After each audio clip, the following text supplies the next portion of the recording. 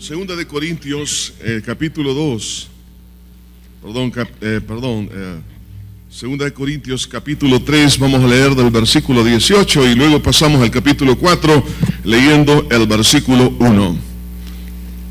Segunda de Corintios 3, 18, dice así: Por tanto, nosotros todos, mirando a cara descubierta como en un espejo la gloria del Señor, somos transformados de gloria en gloria en la misma imagen como por el Espíritu del Señor. Por lo cual, teniendo nosotros este ministerio según la misericordia que hemos recibido, no desmayamos, no desmayamos, no desmayamos. Precioso Señor, gracias por tu palabra.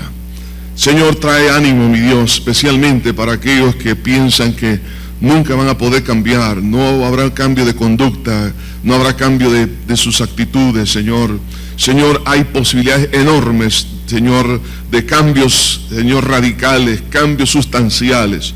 Te pido, Señor, en este momento que seas tú por tu Espíritu Santo hablando al corazón de cada uno, Señor, que el poder que emana de tu palabra, Señor, traiga vida a cada uno. En Cristo Jesús lo pedimos todo. Amén y amén. A lo largo de la Biblia encontramos algunos personajes que recibieron un milagro de liberación en su forma de pensar, en sus sentimientos, en sus actitudes, en su forma de proceder. Hoy en día se habla mucho de la importancia de la siembra de los valores, pero los valores vienen a ser una consecuencia de una experiencia, de una liberación que ha habido en su corazón. No se pueden tener buenos valores si no existe realmente un milagro que sucede a nivel del alma. Lo vemos, por ejemplo, en el caso de Jacob. Era un hombre suplantador, era una persona que estafaba, que mentía, que operaba a través de los antivalores. Pero tuvo un encuentro con Dios y él mismo lo dice: vi cara a cara a Dios y fue librada mi alma. Es decir, comenzó a experimentar un cambio de su forma de pensar, una manera también de sentir. Empezó a cambiar su manera de poder proceder, de su voluntad. Vemos el caso también de un endemoniado que tenía una legión de demonios, dice la Biblia. Un hombre que vivía en los sepulcros, totalmente controlado, totalmente dominado. Pero tuvo un encuentro cara a cara este hombre con el Señor Jesucristo, y Jesús lo liberó, y dice la Biblia, quedó en su juicio cabal, y ya se estaba subiendo en la barca conjuntamente con los discípulos, y Jesús le dijo: ve y cuéntales a los tuyos cuán grandes cosas ha hecho Dios contigo. Vemos ahí que Dios, hermano, tiene la capacidad de poder romper cualquier clase de atadura. El caso de María Magdalena, de la cual Jesús sacó 7 demonios. Piense, o una mujer o un hombre que tiene 7 demonios, piense cuál es su conducta, cómo es su manera de relacionarse con las demás personas. Pero tuvo un encuentro con el Señor y ella comenzó a servir ahora a Cristo y le seguía de cerca, juntamente con las demás mujeres, dice la Biblia. Vemos a los cojos, a los ciegos, a los leprosos, que tuvieron un encuentro cara a cara con Dios, con el Señor Jesucristo, y el Señor los sanó. Entonces, ¿cuál es entonces aquí la clave de un proceso de liberación? Claramente lo dice el versículo que hemos leído. Por tanto, nosotros todos, mirando a cara descubierta como en un espejo la gloria del Señor, somos transformados de gloria en gloria en la misma imagen como por el Espíritu del Señor. Aquí hay una palabra clave, la palabra transformados. Esa palabra que nos habla, fíjese bien, de un proceso gradual. De hecho, la palabra original en griego es la palabra metamorfo, donde viene la palabra metamorfosis. O sea, a través de una experiencia profunda, personal con Dios, Dios va a traer unos cambios graduales en nuestra vida. Entonces ahí es donde dice la Biblia, y donde está el Espíritu de Dios, allí hay libertad. Eso lo dice el versículo 17, dice: porque el Señor es el Espíritu, y donde está el Espíritu del Señor, allí hay libertad. Hay muchas personas que viven encadenadas, no saben cómo cambiar, pero hermanos, el proceso es sencillo pero poderoso. Usted tiene un encuentro cara a cara con el Señor, su alma va a ser librada. No hay atadura, no hay cadena, no hay compulsión, no hay malos hábitos. No existe nada que pueda permanecer firme cuando usted enfoca su mirada en la persona del Señor Jesús. Es por eso que que vamos a hablar en esta hora bajo el tema sé libre al contemplar la gloria de Dios. Aquí está claramente, a cara descubierta como un espejo, la gloria del Señor. Ahora, si mi mirada está en Cristo, en la gloria de Dios, eso va a traer libertad. Ahora, si enfocamos nuestra mirada en algo que no es,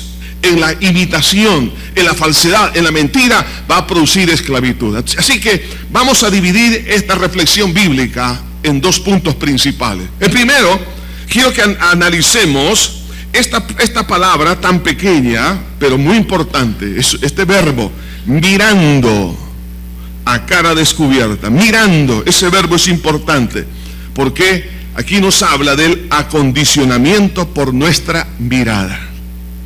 El Señor Jesucristo, en Mateo capítulo 6, habló acerca del ojo, cuando dice, en el versículo 22, la lámpara del cuerpo es el ojo.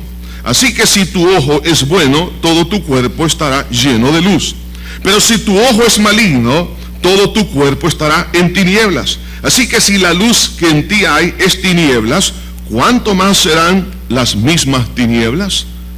O sea, aquí el Señor nos está hablando de la importancia de nuestro enfoque, la importancia de la mirada, la importancia del ojo. Por eso cuando el Señor declara esto, debemos de ponerle mucha atención. El ojo es la lámpara del cuerpo. Cuando Pablo dice aquí, mirando a cara descubierta la gloria de Dios, aquí nos está hablando del enfoque correcto que debe tener nuestro ojo. Y esto, hermano, nos lleva al jardín del Edén para que nosotros comprendamos la realidad de dos grandes atractivos. Y Dios lo puso ahí porque era un fenómeno que se iba a dar a lo largo de la historia. El árbol del bien y del mal, muy atractivo, pero el árbol de la vida también muy atractivo. Entonces Dios quería enseñarnos que el ser humano cuando está en esta tierra va a tener dos poderosos imanes.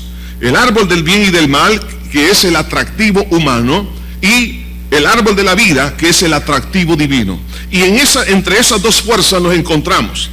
Y es donde entonces se libra la batalla espiritual para controlar al hombre, oiga bien esto, por el ojo.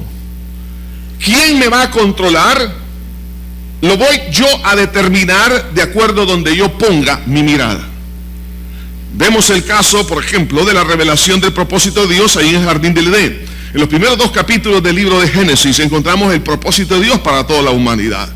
Entonces, Adán y Eva vivían en un ambiente de gozo y de paz, de libertad, etcétera, etcétera. Mucha bendición. Sin embargo, en el capítulo 3 aparece Satanás para desviar el enfoque de la vida de ellos, del propósito de su vida, a través de ¿qué? Del ojo. Porque dice la Biblia que Eva vio que el árbol era codiciable. Oiga, esto es interesante. Era codiciable para alcanzar sabiduría. O sea que la esclavitud en Eva comenzó por el ojo.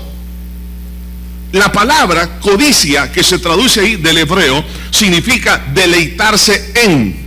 O sea, cuando usted se deleita en algo, en alguien, o se deleita en Dios, eso va a determinar, si es en Dios, determina su libertad.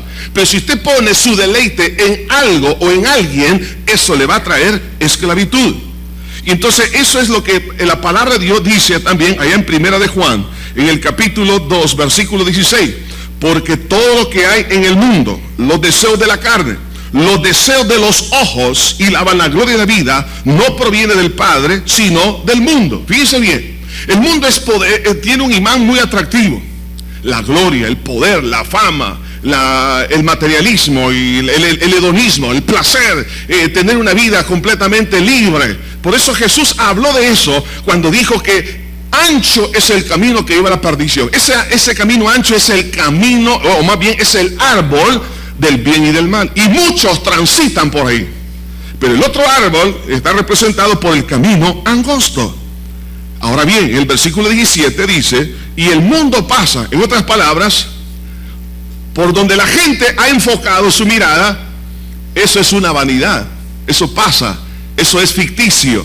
Pero dice, el mundo pasa y sus deseos, pero el que hace la voluntad de Dios permanece para siempre. O sea que nosotros vamos de alguna manera a encontrar algo importante, hermanos. Nosotros vamos a encontrar un determinismo por nuestra parte al enfocar nuestra mirada. Donde usted enfoque su mirada, usted se está predeterminando en lo que va a llegar a ser de aquí a unos cuantos días, meses o años. Entonces vemos aquí cómo Satanás está tratando de quitar nuestra mirada de la verdad, de lo que es el Señor Jesucristo, ofreciendo una falsa autonomía moral. Eso es lo que le ofreció a Eva. Seréis como Dios, o sea, independencia total, haz lo que quieras con tu vida, es tu vida, de todos modos, nadie se tiene que meter en tu vida. Ese tipo de concepto, esa es la misma voz del infierno que se presentó ahí en el jardín del Edén, porque el objetivo satánico es cambiar nuestra percepción para esclavizarnos. Entonces, fíjense bien cómo cambió Satanás la mentalidad de Eva, porque vio que era codiciable. O sea, de repente nació en ella una delicia en lo malo, pero fue a través de cambiar esa percepción, porque ella puso la mirada donde no tenía que ponerla, y eso la llevó, por supuesto, al fracaso. Por eso la Biblia nos exhorta a que no estemos asociados. Eso no significa que no vamos a ser sociables, pero no formar parte de un equipo de personas que tienen su mirada donde las cosas son negativas. Por eso en el libro de Proverbios 23:6 dice: no comas pan con el avaro. Ahora, la palabra avaro allí en hebreo, dice el original, literalmente significa hombre de mal ojo. En otras palabras, no te asocies con aquellos que tienen su enfoque en las cosas malas. No comas con ellos. O sea, lo que está diciendo es que no seas amigo. Puedes tal vez ser compañero de trabajo, pero amigo es otra cosa. Por eso que los padres se preocupan porque los hijos tengan buenos amigos. Pero si hay alguien que tiene mal ojo, es decir, mal enfoque de su vida, tarde o temprano va a influir negativamente en la persona que está caminando rectamente. Y eso va a traer una elevada ansiedad, de tal manera que la persona se va a sentir desesperada. Por eso que el libro de Proverbios 27:20, la Biblia dice: así los ojos del hombre nunca están satisfechos. Oiga esto, los ojos de los hombres nunca están satisfechos. Una persona que tiene su enfoque negativo es una persona con altos niveles de ansiedad. Hay una desesperación. Por ejemplo, si viene un joven y le dice a la señorita: mira, la verdad que nos vamos a casar, es que te amo tanto, quiero que nos casemos la otra semana. Un momento, señor, dígale usted, señorita, el amor da tiempo. Es que te amo y por eso quiero que nos casemos. Lo siento mucho. Cuando dice la Biblia que, cuando vemos el caso de Jacob, amaba a aquella persona, la cual era pues el deleite de su corazón, la esperó 7 años y dice que le parecieron 7 días. ¿Aló? 7 días. 7 años para él fue 7 días. Así que no ande cantando, dicen que la distancia es el olvido, ¿verdad? Pues yo no consigo esa razón. Entonces, ¿verdad? ¿Ah? Entonces, pero mire, una persona que es egoísta es desesperada y quiere las cosas ya. No, es que si me amas, demuéstramelo. No es cierto, eso no es amor, eso es esclavitud. Pero una persona que ama, la persona da tiempo. Mire, de tal manera que Dios nos ama a nosotros que nos da tiempo, ¿sí o no, hermanos? Nos da tiempo a todos nosotros. Ahora, por eso que una persona que está enfocada, y yo quiero que esto sirva, hermanos, como un espejo. Si usted está viviendo en altos niveles de ansiedad, de desesperación, usted dice: es que me desespero. Por ejemplo, alguien que no tiene dinero y de repente es que me desespero y anda sudando las manos, anda quebrando los dedos, se desespera por el novio, por la novia, es que no puedo vivir con él, y ahí está, hasta que le tiene quizás una fotografía, unas 2 candelitas ahí al santo. Entonces, y no puede vivir sin esa persona. Oiga bien esto, eso no es amor, eso se llama esclavitud. ¿Por qué? Porque ahí puso su ojo. Importante esto. Por eso Eclesiastés 1:8 dice: nunca se sacia el ojo de ver. Nunca se sacia. O sea, por eso es que el Señor Jesucristo le dijo a una mujer que había tenido 5 maridos y el que ahora tenía no era de ella. Ella había puesto sus ojos en que el hombre le iba a dar la felicidad. Y Jesús le dijo: si vuelves a tomar de esta agua, volverás a tener sed. En otras palabras le estaba diciendo: Si pones tu mirada en que tu felicidad está en los hombres, que te falló uno, pues tienes ahora otro, tienes otro, y así vas a seguir, mira, tú siempre vas a estar necesitada, pero del agua que yo te daré, será en ti una fuente que salta para vida eterna. Piense bien, porque cuando Dios llena, hermano, el corazón, Él satisface. ¿Me entiende? Entonces no hay ansiedad, no hay desesperación. Pero si usted vive en un nivel de desesperación, es porque hay una esclavitud. Por eso el ojo nunca se sacia de ver.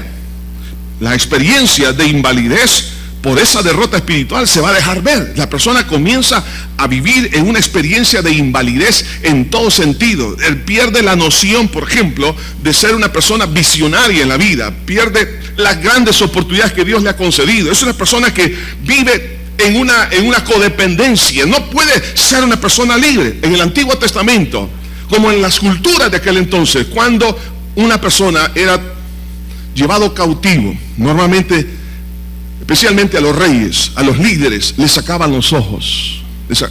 Recordemos a Sansón, recordemos a Sedequías, que le sacaron los ojos. Eso significa que una persona, por poner su mirada donde no debe de ponerla, va a quedar inválido emocional, mental, volutivamente, va a ser un inválido a lo largo de su vida, hasta que no enfoque su mirada en la gloria del Señor. Entonces, por eso que aquí usted y yo tenemos, hermano, nuestro libre albedrío, y nosotros elegimos dónde enfocar nuestra mirada. Están los dos árboles, están los dos caminos. ¿Dónde lo va a enfocar? Entonces, esto nos lleva a una pregunta. Entonces, ¿qué significa el ojo? ¿Qué es cuando Jesús dijo que el ojo es la lámpara del cuerpo? Hermanos, la palabra que Jesús ocupa ahí para describir que la lámpara se estaba refiriendo a una lámpara portátil, una lámpara de mano, que era hecha de barro con aceite y una mecha.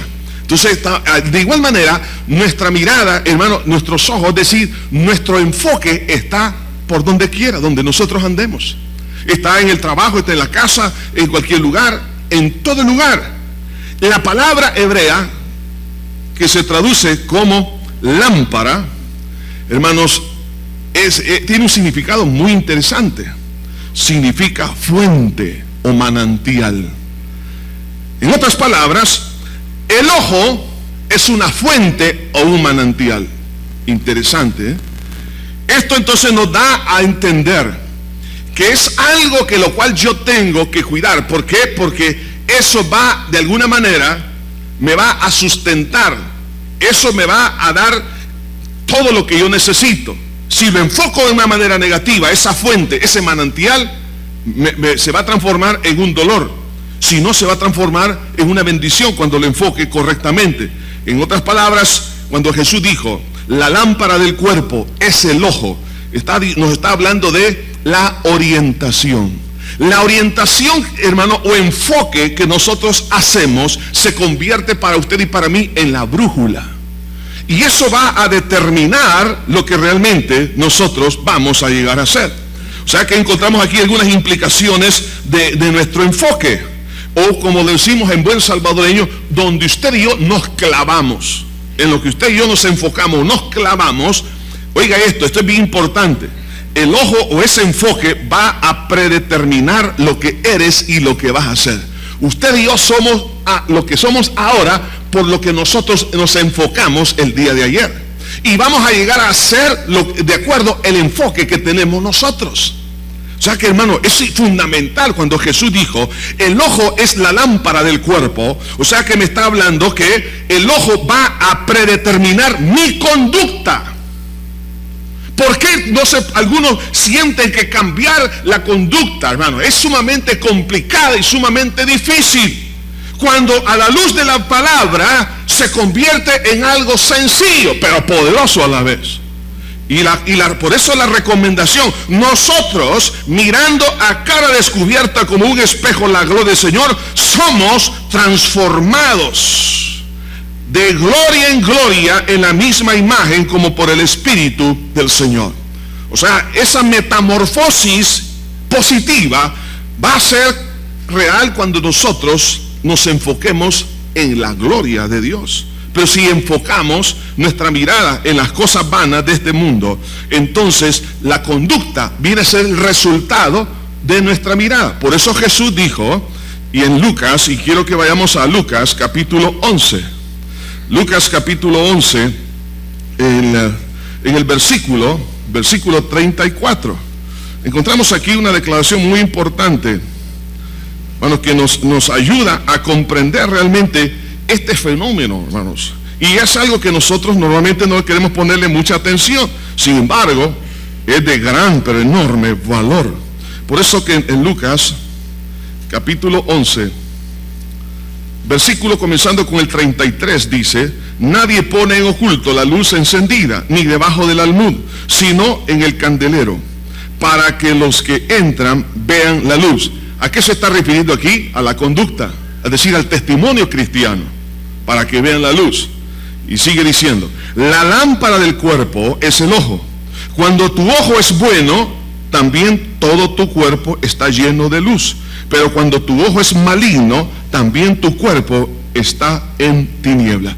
Hermanos, lo que nos está diciendo aquí el Señor es que donde nosotros nos enfoquemos o nos clavemos, eso va a determinar mi libertad o mi esclavitud. Eso va a determinar mi conducta, buena o mala, de acuerdo al enfoque que nosotros le demos. Entonces, por eso que hay algunos que están tratando sintomáticamente cambiar la conducta. Aún espiritualmente comienzan a decir: Señor, cámbiame, Padre. Señor, ya no quiero ser así, Padre. Mira, ya no quiero hablar mal del prójimo. Señor, mira, ya no quiero decir malas palabras. Señor, ya no quiero pegarle a mi esposa. ¿Habrá alguien aquí? Alguien quiere decir: Señor, quiero quitar este deseo, por ejemplo, de los vicios, Padre. Y algunos se sienten esclavizados y no saben cómo resolver el problema. Oiga bien esto: Dios tiene el poder para sanar la lepra, para quitar la ceguera, para resucitar a los muertos. Pero el Señor, cuando Él ministró a estos enfermos, ellos se acercaron cara a cara con el Señor Jesús. Y entonces fueron librados de sus enfermedades. ¿Qué es lo que Dios nos está diciendo? Que nosotros debemos entonces de enfocarnos en la persona de Cristo, para que entonces exista la libertad que andamos nosotros buscando. Entonces, por eso que el ojo va a predeterminar nuestra libertad o esclavitud, va a predeterminar nuestra proyección aceptable o rechazable. Además de eso, hermano, donde nosotros pongamos nuestra mirada va a determinar el control de nuestro cuerpo. ¿Por qué algunos no pueden controlar su cuerpo? Algunos dicen: hermano, que yo tengo el problema de cleptomanía. No, es un ladrón. Entonces, ¿pero por qué? ¿Por qué le cuesta? Porque dice que es que miro algo mal puesto y así como que me llama la atención y lo empieza a tomar y no lo necesita. Me recuerdo de un centro comercial, no voy a decir dónde, y una tienda muy exclusiva. De repente una persona muy vestida, muy bien vestida, sabía por su apariencia, pues de una clase social alta, de repente iba con unos productos que no había pagado. Y la señorita que estaba ahí se dio cuenta y estaba en la puerta, y en eso le dice: señora, allá está la caja. Le dice. Solo se le queda viendo así. Y se fue. ¿Por qué? ¿Sabe qué, hermanos?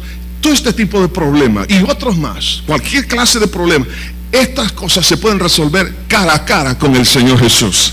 Por eso que la Biblia nos habla, el Señor nos está hablando aquí muy interesantemente cómo nosotros debemos de proceder, porque si el ojo es bueno, dice, el cuerpo está lleno de luz. Si nuestro ojo es malo, nuestro cuerpo, está hablando de nuestra conducta, de nuestro proceder, entonces va a actuar de esa manera, de acuerdo donde nosotros tenemos el enfoque. Por eso dice el versículo 35, mirad pues, o sea, aquí hay una exhortación: no suceda que la luz que en ti hay sea tiniebla. En otras palabras, hay que tener cuidado, porque siempre vamos a tener esos dos árboles que nos van a seguir a lo largo de la vida: el árbol del bien y del mal y el árbol de la vida.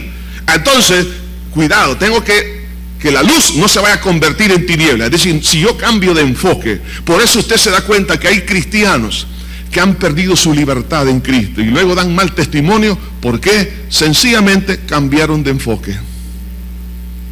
Ahí está todo. Cambiaron su enfoque y eso los destruyó. Además de eso, hermano, el resultado de un enfoque correcto es el resultado es un buen testimonio cristiano.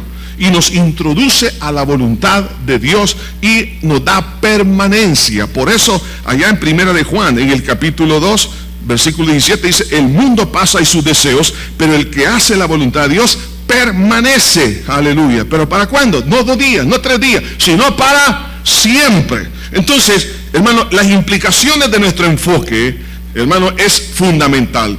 Eso nos determina el éxito o el fracaso. Ahora bien, esto nos lleva, hermanos, a entender esa metamorfosis espiritual. Si la mirada es fundamental, como lo dice la porción que hemos tomado como base, por tanto nosotros todos, mirando a cara descubierta como en un espejo la gloria del Señor, mirando, aquí está la clave, mirando como en un espejo la gloria de Dios, el resultado es una metamorfosis espiritual por estar contemplando la gloria de Dios. Antes de mencionar la parte positiva, una de las cosas, hermanos, que hoy en día me ha cargado es que encontramos cantidad, pero cantidad de personas cautivas de la pornografía, porque es tan accesible en teléfonos celulares de tercera generación o cuarta generación, al tener acceso a internet, a través de las computadoras, la internet, a través de los videos, a través de muchas cosas. Entonces, como también ir a visitar, por ejemplo, centros de prostitución, los barra show y todo eso. Piense por un momento qué está pasando. Miren, cuando una persona se enfoca, es decir, pone su deleite en eso, entonces su ojo, fíjense bien, su enfoque, como es malo, está predeterminando su conducta mala. Entonces alguien puede decir: pero yo no estoy haciendo lo que ellos están haciendo, yo estoy viendo, pero usted está participando, porque su ojo, ya usted ya lo enfocó en forma negativa. Entonces, lo que ellos están haciendo, tarde o temprano, usted va a ser condicionado a hacerlo. Pregúntese, hermano, ¿por qué hay tantos casos de violación en nuestro país y en el mundo entero? ¿Por qué tantas aberraciones? ¿Cómo es posible que comienzan a actuar, por ejemplo, en violaciones de niños, ancianos y todo? Una depravación terrible. Porque el mundo hoy en día, a través de los medios de comunicación, hermano, están desenfocados, están poniendo su mirada en el pecado, en la lujuria, porque eso es lujuria, eso es lo que la Biblia llama lascivia. Entonces, en ese momento la persona no solamente mental y emocionalmente queda condicionado, sino también espiritualmente, porque hay espíritu de lascivia detrás de todo eso. Era como en los tiempos antiguos, el culto, por ejemplo, a la diosa Diana de los Efesios, que era el culto al dios sexo. Entonces, esa participación, el estar viendo esos espectáculos, los condicionaba y luego traía la perversión. Por eso ahora, hoy en día, es tan difícil para muchos jóvenes el mantenerse, digamos, puros hasta el matrimonio, ya sea señoritas o jóvenes. Cuando se habla de la virginidad, dice: eso es imposible, no se puede hacer. ¿Por qué? ¿Qué es lo que está pasando? Hay un acondicionamiento mental.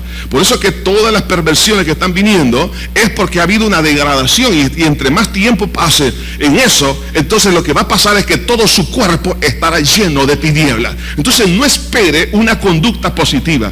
Por eso que hay personas esclavizadas. De repente, leía en una revista días atrás, decía que, no voy a mencionar este personaje, pero decía que él es adicto a las mujeres. Sí, adicto a las mujeres. ¿Qué es lo que está pasando? O sea, el enfoque que ha puesto lo ha convertido en esclavo. Hay personas que han puesto su mirada en la felicidad, en la droga. Por eso no pueden salir de la drogadicción. Otros han puesto su mirada en el materialismo, en el amor al dinero. El dinero los esclaviza de tal manera que se sienten poderosos y creen que tienen la prerrogativa hasta de matar a cualquier persona para quitarles el dinero. ¿Por qué? Porque son esclavos, porque han enfocado su mirada en el dinero. Es lo que pasó con Judas. Judas puso su enfoque en el dinero y no en Cristo, y por eso vendió a Cristo. ¿Y cuál fue el final? Se suicidó. ¿Se da cuenta, hermano? Es que el único camino de vida es el camino angosto, el árbol de la vida, que es Cristo nuestro Salvador. Ahora, si usted dice: no, yo sé cómo manejar, no, mire, no seamos, hermanos, ingenuos. Usted dice, no, yo voy a saber controlar todo esto. Jesús le dijo a Pedro, Pedro, a la verdad el espíritu está dispuesto, pero la carne es débil. O sea que si usted se quiere proyectar a terminar su vida en victoria, es ahora, a través de su ojo, donde se enfoca.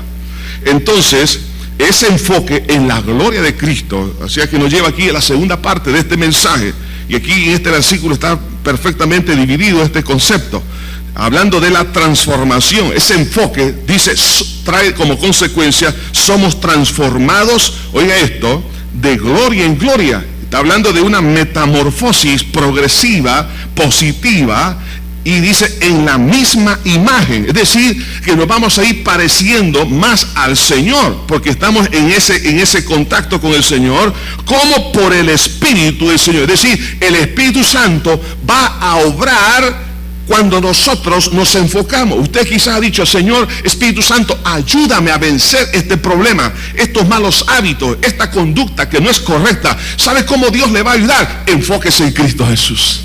Dios tiene todo el poder, pero Dios está esperando que se le acerque. Muchos leprosos habían en los tiempos de Cristo, pero ¿quiénes fueron sanados? Los que se le acercaron cara a cara. Dios quiere hacerlo, pero Dios no va a sanar a alguien que no tenga el propósito de su vida correcto. Dios quiere hacer esos milagros, esa metamorfosis. Por eso que en el libro de Proverbios, en el capítulo 4, ahí nos declara también la palabra de Dios en una forma muy importante. Proverbios 4:25 dice, tus ojos miren lo recto y diríjanse tus párpados hacia lo que tienes delante. Tus ojos miren lo recto. ¿Y a dónde tiene que ser enfocado? Diríjanse tus párpados hacia lo que tienes delante.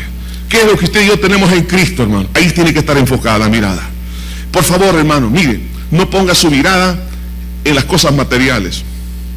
No ponga su deleite, su delicia. Las cosas se pueden perder de la noche a la mañana.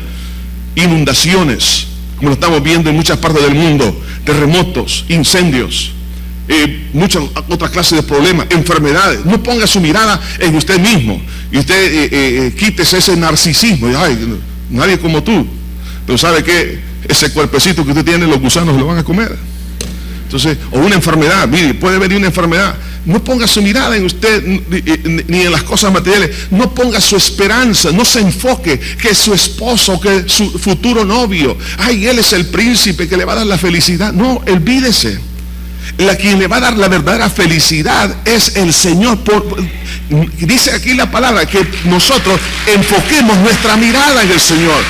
Porque hay muchas personas que no pueden salir de su depresión. Mire, hermano, Dios quiere sacarlo de la depresión, pero no puede salir porque no quiere cambiar su mirada, no quiere cambiar su enfoque. Dios dice, yo te puedo liberar, pero tienes que cambiar tu mirada. No pongas tu mirada en tu esposo. Es que yo pensé que él iba a ser así, pero me pasó lo contrario. Cambie su mirada y póngala en su marido verdadero, que es Cristo el Señor. Hijo, pon tu mirada en tu Padre Celestial. ¿Sí? ¿Por qué? Porque nosotros como seres humanos nos decepcionamos los unos a los otros. Por eso la Biblia dice, maldito el hombre que confía en el hombre. En otras palabras, hay consecuencias negativas al enfocar nuestra mirada en los hombres. Hermano, el enfoque a la política, que este va a ser mejor, no, que no este es el otro. No, el mejor, hermano, de todos es nuestro Señor Jesucristo, que rija y dirija a través de su palabra, a través de su norma, a través de sus leyes, en la conducta y el proceder que tenemos que seguir. Ponemos la esperanza en la economía, en los parámetros económicos, en la guianza económica. El mundo no sabe qué hacer con esto, pero Dios sí sabe qué hacer. Entonces nuestra mirada tiene que estar en las cosas de arriba, no en las de la tierra. Entonces, cuando ponemos nuestra mirada en Cristo, ocurre este milagro, esa metamorfosis. Ahora, a lo largo de la Biblia encontramos hombres que fijaron su mirada en la gloria de Dios, que recibieron un impacto lindo en su vida. Jacob fue liberado, dijo él, vi cara a cara a Jehová y fue librada mi alma. Interesante, el alma tiene tres componentes, es la mente, la voluntad y las emociones. O sea, si usted quiere libertad en su pensamiento, quiere libertad emocional, en sus deseos, en todo, además en su voluntad. Hay personas, por ejemplo, tienen problemas con la rebeldía. Dios puede cambiar eso. pero a través de un enfoque correcto. Moisés, ¿cómo se pudo él quitar la sandalia de sus pies cuando estuvo delante de la presencia de Dios? No nos va a costar, oiga esto, hermano, cuando nosotros tenemos esa experiencia de gloria con el Señor, no nos va a costar quitarnos lo sucio de nuestra vida. Aquellas dependencias o codependencias, aquellas personas que dicen es que yo no puedo vivir sin él o sin ella, vas a ver que sí puede vivir. Se va a dar cuenta que usted no va a necesitar de los vicios. Se va a dar cuenta que va a ser fácil el poderse quitar la sandalia de sus pies. Lo sucio de su vida se lo va a poder quitar. Ahora usted no puede, pero en el momento que tenga esa experiencia, hermano, aquellas cosas, por ejemplo, ser mal hablado, mal pensado, malos sentimientos, espíritu de venganza, de odio, de resentimiento, tantas cosas que hay ahí, se las va a poder quitar. ¿Por qué? Como un efecto, una consecuencia de estar en la gloria de Dios. Lo mismo pasó con Isaías. Isaías dijo, ay de mí porque soy hombre muerto, porque siendo hombre de labios inmundos, mis ojos han visto al Rey Jehová, Dios de los ejércitos. Pero a partir de ese momento se convirtió en un profeta de Dios, porque Dios lo ministró, el Señor lo liberó de aquellas ataduras que había en su vida. Saulo de Tarso, ¿quién podía cambiar esa manera de pensar antagónica en contra de Dios y de su iglesia? Una persona fanática, un perseguidor de la iglesia, respiraba amenazas de muerte. ¿Quién puede cambiar a una persona así? Solamente cuando Saulo tuvo una experiencia con la gloria de Dios, entonces él cambió, y cuando cae a tierra hace esta pregunta después de ver la gloria de Cristo: ¿quién eres, Señor? Y aquella voz le dice: yo soy Jesús a quien tú persigues. A partir de ese momento ese hombre se convierte en el gran apóstol Pablo. ¿Por qué? Porque la gloria de Dios, hermanos, nos produce una metamorfosis.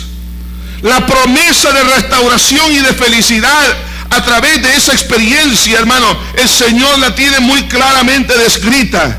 Si usted ve conmigo en el libro de Isaías, en el capítulo 29, versículo 18, dice: en aquel tiempo los sordos oirán la palabra del libro, y los ojos de los ciegos verán en medio de la oscuridad y de las tinieblas. ¿Qué le parece, hermano?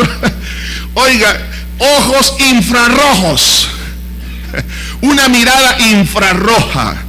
Dice aquí: los ojos de los ciegos verán en medio de la oscuridad y de las tinieblas. ¿Por qué razón? Porque cuando usted está en la presencia de Dios, su discernimiento es diferente a las demás personas. Usted cambia, usted mira las cosas que otros no miran. Y no solo eso, entonces dice: los humildes, es decir, los que se someten a ese tratamiento, crecerán en alegría en Jehová, y aún los más pobres de los hombres se gozarán en el Santo de Israel. Los humildes, dice, crecerán ¿en qué? En alegría. ¿Por qué? Porque donde está el Espíritu de Dios, allí hay libertad. Entonces, como hay libertad del acondicionamiento que produjo la mirada falsa, y en el cuerpo se somatizó, hubieron esa conducta que ahora usted mismo, cuando se mira en el espejo, hasta se aborrece. Usted dice: es que yo no merezco nada, es que me he ensuciado, he dañado mi vida y no sé cómo cambiarla. Pero entonces el Señor dice claramente que los humildes crecerán en alegría en Jehová. ¿Por qué? Porque comenzará a ver a través de la oscuridad. Es decir, espiritualmente usted va a tener una visión diferente, su enfoque será diferente, y la gloria de Dios le va a traer el gozo que usted tanto necesita. Entonces, estas cosas, estas promesas, las tenemos, hermano, en la palabra, y usted y yo necesitamos apropiarlas. Ahora, el proceso de transformación, como efecto de fijar nuestra mirada en la gloria de Cristo Jesús, hermano, esto va a repercutir de una manera poderosa en nuestra vida. Pero recuerde, tiene que estar nuestra mirada en la gloria de Cristo. Es lo que dice la porción de 2 de Corintios capítulo 3, versículo 18. Por tanto, nosotros todos, mirando a cara descubierta como un espejo la gloria del Señor, somos transformados. Ahora, ¿qué es la gloria de Dios? Hermano, es su grandeza, es su esplendor, su magnificencia, su señorío, su honra, su honor, su alabanza, su resplandor. Ahora, ¿dónde puede encontrar eso? En los libros, por ejemplo, de los Salmos, dice: a ti alcé mis ojos. A ti alcé mis ojos, que habitas en lo alto. A ti, oh Jehová, Señor, miran mis ojos. Todas esas expresiones importantísimas de enfoque trajeron a la vida de ellos tremendos resultados. Por eso se convirtieron en los héroes de la fe, porque tuvieron una experiencia con Dios. Ahora, ¿dónde voy a ver la gloria de Dios? Hermanos, quiero mostrarles aquí algunos detalles importantes donde verla. En primer lugar, en la creación. La Biblia dice que el cielo y la tierra cuenta, el firmamento anuncia la obra de sus manos. La Biblia nos dice que lo que ha sido hecho, en ella se refleja lo invisible de su eterno poder y deidad. Los cielos cuentan la gloria de Dios y el firmamento anuncia la obra de sus manos. En fin, los cielos cuentan, ¿qué cosa? La gloria del Señor. El primer enfoque, hermanos, del más sencillo que podemos hacer, hermanos, mire, ya sea de noche, observe los cielos estrellados. Váyase a una montaña. Hoy estamos ya para iniciar las vacaciones. Váyase donde vaya el mar, donde quiera, contemple la creación. Vea cuán grandes cosas Dios ha hecho. ¿Por qué Dios las hizo? Yo recuerdo, estaba en el desierto de California, no por mojado, no, sino porque teníamos un retiro en ese lugar. Salí una noche, había cactus y unos arbustillos por ahí, una noche estrellada hermosa. Yo recuerdo que yo decía, Señor, qué lindo lo que has hecho, qué hermoso estas estrellas. Yo decía, ¿y por qué hiciste todo esto? El Señor habló a mi corazón y me dijo, para que te deleites. Yo dije, Señor, tanta molestia te tomaste solo para que yo vea. Hermano, ¿qué es lo que le gusta a las mujeres? ¿No es cierto los detalles? El detalle, por ejemplo, que su esposo le regale algún objeto, una cadenita, un collar, le regale unas flores. ¿Sí o no, hermanas? Digan amén, por favor. Tienen la oportunidad para que los sordos oigan. Entonces, ahora, cuando vemos la creación, tanto detalle, por ejemplo, hermano, mire, observe, hermano, el tiempo de la cosecha. Vemos estos tiempos, por ejemplo, donde hay mucha fruta, las anonas, los nísperos, las papayas, los mangos, y lo demás. Entonces, tanta variedad. ¿Por qué Dios no solamente nos dejó aguacates? Alguien diría, porque seríamos aguacateros, ¿verdad? Entonces, pero, hermano, tanta variedad. ¿Por qué? Porque Dios nos ama. Tanta deleite, las flores de distintos colores, tamaños, formas, etcétera. Entonces, todo eso, ¿para qué? Para deleitarnos. Entonces, ¿qué es lo que estoy viendo detrás de toda esta variedad, de toda esta gloria que refleja? Lo que estoy viendo es sencillamente, hermano, el gran amor de Dios. Entonces, cuando usted está contemplando todo esto, pero si empieza a contemplar, por ejemplo, los insultos que le hicieron, el rechazo que aquella persona le hizo, usted está contemplando, hermano, las cosas negativas que suceden en nuestro país y en el mundo entero. ¿Qué pasa? Se va a angustiar, se va a quebrar los dedos. Entonces, eso no le va a traer transformación. Pero si usted empieza a enfocarse en la gloria de Dios, en todas las cosas que ha hecho, usted dice, Señor, si tú has hecho todas estas cosas y si tú eres más grande que el universo, ¿cómo no vas a llenar mi corazón? ¿Me entiende, hermano? Es una cosa sencilla. Los cielos cuentan la gloria de Dios y el firmamento anuncia la obra de sus manos. ¿Sabe qué va a pasar? Usted va a caer de rodillas, por ejemplo, cuando usted mira el mar y Dios dice que le puso límites. Usted llega a bañarse tranquilo. Qué tremendo. Si Dios puede sujetar el mar, ¿cómo no puede sujetar a la suegra? Perdón, al yerno. ¿Cómo no va a sujetar a la nuera también? O a nosotros mismos. Entonces, hermano, ¿me entiende? Cuando usted empieza a ver la bendición de todo lo que Dios ha hecho, ¿no es cierto que ahí está la gloria de Dios, hermano? Claro que sí. Ahora bien, ¿dónde más puede encontrar la gloria de Dios? Sobre todo, hermano, lo más grande. No existe otra cosa más grande que nuestro Señor Jesucristo, el cuerpo de Cristo, hermano. Mire, Dios de todo lo que hizo, la creación, pero Dios hizo un cuerpo para que en ese cuerpo cargase el pecado de toda la humanidad. Cuando usted mira, hermano, la obra de Cristo en la cruz del Calvario, hermano, ahí puede usted observar la gloria del amor de Dios.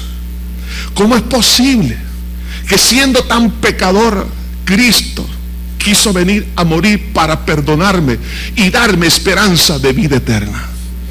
Entonces, cuando usted empieza a entender que por su muerte usted puede obtener, hermano, la gloria de la sanidad divina, porque por su llaga fuimos nosotros curados. Cuando usted entiende que por lo que Cristo hizo en la cruz, podemos obtener liberación de las maldiciones o consecuencias de nuestros pecados. Porque dice la Biblia que Él se hizo maldición para que fuésemos bendición y heredásemos la promesa de Abraham. Entonces, hermano, o sea que Dios no solamente nos perdona nuestro pasado, sino que corta, hermano, con las consecuencias en el presente y en el futuro. Se dice, pero ¿por qué tanto amor? En esa obra de Cristo en la cruz del Calvario, mire, es la gloria del poder que hay ahí, hermano. Porque los principados y las potestades, hermano, fueron destronadas, fueron humilladas, fueron aplastadas por la obra de Cristo. ¿Qué significa eso? Hermano, cuando usted se enfrenta a los poderes satánicos, usted va con poder en el nombre del Señor Jesucristo, con confianza. Por eso cuando se miran las liberaciones de personas que están endemoniadas y ante el nombre de Cristo esos demonios huyen, usted mira ahí la batalla de los poderes, pero ninguno como el poder de Cristo Jesús. Entonces, cuando usted mira eso, hermano, usted se da cuenta que no está solo y que el Señor está con usted. Cuando usted empieza a contemplar, hermano, que el Señor Jesucristo en su cuerpo, Él llevó nuestra vieja naturaleza, la crucificó juntamente con Él para que seamos libres. Entonces yo voy a ser libre de mí mismo, porque el peor enemigo mío no se llama Satanás, sino que se llama Lisandro Bojorquez. Ponga su nombre también. Su peor enemigo es usted. Entonces Cristo dice que Él crucificó nuestro viejo hombre. Y usted cuando dice, Señor, gracias, porque me has librado de mí mismo. Y cuando usted se apropia por la fe de eso, ¿qué va a pasar? Usted va a ver la gloria de la libertad en Cristo el Señor. Hermano, eso también nos va a llevar a contemplar todo su gran amor. Entonces cuando usted está contemplando por la palabra, por esa verdad, la gloria de Cristo, eso le va a traer, ¿qué cosa? Un sentimiento de pertenencia, de identidad. En ese momento usted se va a sentir amado, aunque todos lo rechazaban y lo aborrecían por pecador y todo lo que usted ha hecho. Ahora Cristo lo llama y le dice, venid a mí todos que estáis trabajados y cargados, que yo os haré descansar. Eso, hermano, le va a traer una experiencia de libertad. No se va a sentir solo, aunque se sienta rechazado por todo el mundo, pero Cristo lo ha amado. Eso le va a traer a usted, ¿qué cosa? Un deseo de levantar su cabeza en alto. Ya no va a andar cabizbajo. ¿Por qué? Porque ahora es un príncipe y una princesa en las manos del Señor Jesucristo. Eso le va a traer gloria. Eso le va a cambiar su manera de pensar, su sentir. Habrá libertad de muchas cosas. Muchos viven en tristeza y depresiones porque no quieren poner su mirada en Cristo, sino en las personas que supuestamente deben de darle el amor, el cuidado que necesita. No. Su mirada en Cristo. Otro lugar donde va a encontrar la gloria de Dios es en su palabra. Cuando usted lee la Biblia, usted está ante, oiga esto, la exposición de la gloria del pensamiento de Dios. El vocablo palabra en castellano significa pensamientos expresados a través de símbolos. Cuando yo leo la palabra de Dios, en otras palabras estoy leyendo los pensamientos de Dios. Entonces ese pensamiento influye positivamente en el mío. Tristemente por eso no quisieron dejar que se leyera la Biblia en las escuelas, porque ignoran el poder del pensamiento de Dios para cambiar la mente de los que leen. Pero solamente con leer tiene poder. Yo sé que esto se ha politizado, a mí no me importa eso, pero la palabra es poder y potencia. Pero ¿sabe qué? Ahí está, hermano, mire, cuando usted se expone a la palabra, léala con este sentir, Señor, quiero tener un encuentro contigo cara a cara. ¿Qué va a pasar? Habrá momentos que usted va a derramar lágrimas. Ha habido momentos que, y lo digo solo porque son experiencias lindas, de repente se nublan los ojos y empiezan a caer lágrimas. Me han mojado la Biblia algunas veces. Sí, Dios, Señor, pero ¿qué es lo que tú me estás hablando, Señor? Hermano, ¿cuántas palabras usted ha querido escuchar de alguien? Pero cuando Dios le habla, cuando Dios le habla por su palabra, le cambia toda esa nube gris, le da esperanza, le da ánimo. Cuando no recibe palabras de otra persona, ni de sus jefes ahí en su trabajo, pero recibe palabras del Señor, piensa en las palabras, aquella palabra que se escucha desde el cielo cuando dijo: este es mi Hijo amado, en el cual tengo complacencia. Hermano, qué piropo más grande, ¿no?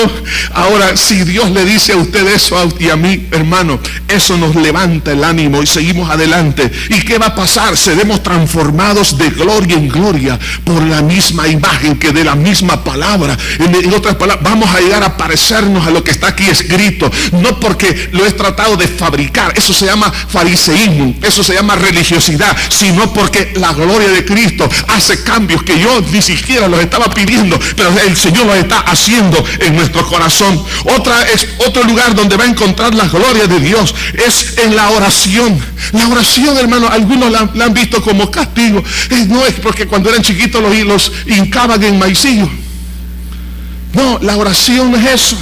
La oración es un momento de tener una experiencia de la presencia de Dios. Pero vaya con esta actitud: Señor, quiero conocerte. Quiero, Señor, que tu presencia inunde mi corazón. ¿Qué va a pasar en ese instante? La presencia de Dios lo va a llenar. Va a tener un deseo de amar, de adorar, de bendecir el nombre de Dios. Ya no van a salir palabras de insulto para fulano, para sutano, no, sino que habrá palabras de alabanza. Va a empezar a bendecir, va a empezar a perdonar. Dios lo va a empezar a liberar de sus rencores, de toda maldad, de todo aquel sentimiento de falta de perdón. Va a empezar a hacer, hermano, lo que no puede hacer. ¿Por qué? Porque está en la presencia de Dios. Eso, estar cara a cara en oración con Dios. Y estamos hablando de que no es algo aprendido, sino que es algo dinámico en el Espíritu Santo. Eso, hermano, es algo que no se puede ni siquiera describir, hermano, porque es una emoción tan poderosa que inunda el ser. Cuando usted empieza a ver las misericordias de Dios, aparte de la oración, en lo que Él hace en su vida, hermanos, quiero que se fijen, por favor, en los detalles. Mire, el hecho de que hayamos amanecido con vida es un acto de la misericordia de Dios, pero algunos no la ven, la gloria de Dios ahí. El hecho de tener un medio de transporte es un acto de la gloria de Dios. El hecho de tener salud o media salud, como sea, pero aunque tenemos algo, pero gloria al Señor por eso. Hermano, el tener unos frijolitos y un pan y un quesito por ahí, un omelette, lo que usted ve ahí, dice: Señor, mire, no solo Señor, gracias por los alimentos, santifícalo, dígale: estoy viendo tu gloria, Señor. ¿Por qué? Porque dice la Biblia que Dios da de comer al bueno y al malo, y a nosotros los malos nos da de comer. Ahí dice: Señor, gracias, Padre. ¿Qué pasa? El amor de Dios lo va a derretir con tanta misericordia. Cuando Dios le abra puertas, hermanos, para dar una clase, puertas en su trabajo, puertas aún en el área política, puertas en la empresa privada, puertas en cualquier lugar. Mire la gloria de Dios, el favor de Dios. Entonces, ¿qué va a pasar? Va a decir como el apóstol Pablo: el amor de Cristo me constriñe, es decir, me amarra, me obliga.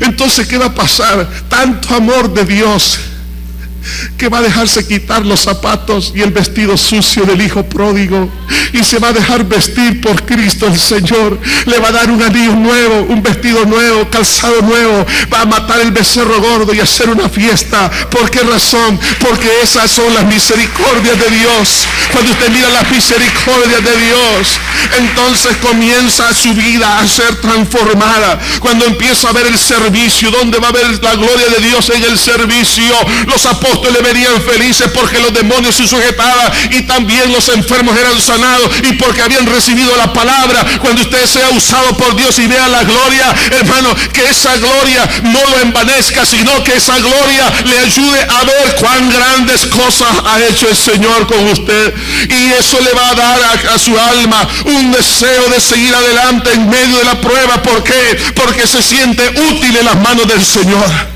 Cuando usted ve la gloria de Dios en la llenura del Espíritu Santo, cuando usted comienza a hablar en otras lenguas, hermano, y la experiencia es tan llena de gloria, ¿qué va a pasar? La obra sobrenatural del Espíritu comenzará a llenarlo, a satisfacerlo, y también por los dones del Espíritu. Hermanos, Dios quiere que nos enfoquemos en Él.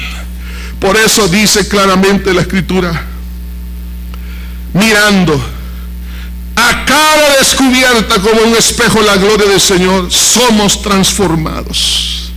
O sea, el efecto de enfoque correcto trae como consecuencia, como resultado innato, con una inercia natural, la transformación de nuestra vida progresiva, de gloria en gloria, a la misma imagen. Es decir, la conducta va a ir cambiando, no porque yo quiero cambiarla, sino porque Cristo la está cambiando por mí.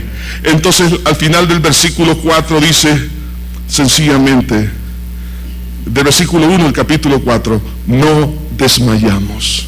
¿Por qué? Porque lo que Él ha comenzado, Él lo va a terminar. Esa metamorfosis que Dios quiere operar, y eso va a traer libertad, eso va a traer gozo, eso va a traer todo lo que usted y yo necesitamos. La pregunta es, ¿a dónde va a poner su mirada? Ahora bien, si usted tiene una mirada doble, visca, oiga bien esto, no va a pasar nada. Tiene que tomar una decisión. Mis ojos serán capturados por Jesús. En el libro del Cantar de los Cantares, le dice Salomón a su esposa, es una figura de la relación de Dios con la iglesia. Tus ojos son como ojos de paloma. La paloma tiene una mirada unidireccional, no como el águila, no como otras aves. Esta ave solamente tiene un punto de referencia. Me atrapaste, dice, con uno de tus ojos. ¿Qué es lo que va a atrapar el corazón de Dios? Que su mirada esté en Él. Entonces todo su cuerpo estará lleno de luz. Lo que usted no puede dejar, lo va a dejar, porque la luz, cuando usted, por ejemplo, llega a casa en la noche, hay tinieblas, enciende la luz, desaparecen las tinieblas. Cuando nosotros llegamos a la presencia de Dios, entonces, ¿qué va a pasar? Las tinieblas van a desaparecer. Ya nuestra forma de pensar, de vivir, será diferente. Somos transformados de gloria en gloria y de poder en poder. Señor, gracias te damos por la vida de tu iglesia. Permítenos, Señor, en este día el poder entender la enorme importancia de poderte servir, de poderte amar, de poder enfocar nuestra mirada en ti, Jesús. Señor,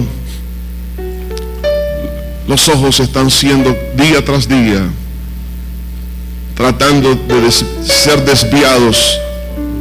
Es una batalla que la vamos a tener hasta que tú nos llames a tu presencia. Pero ayúdanos a mantener nuestra mirada en ti, Jesús.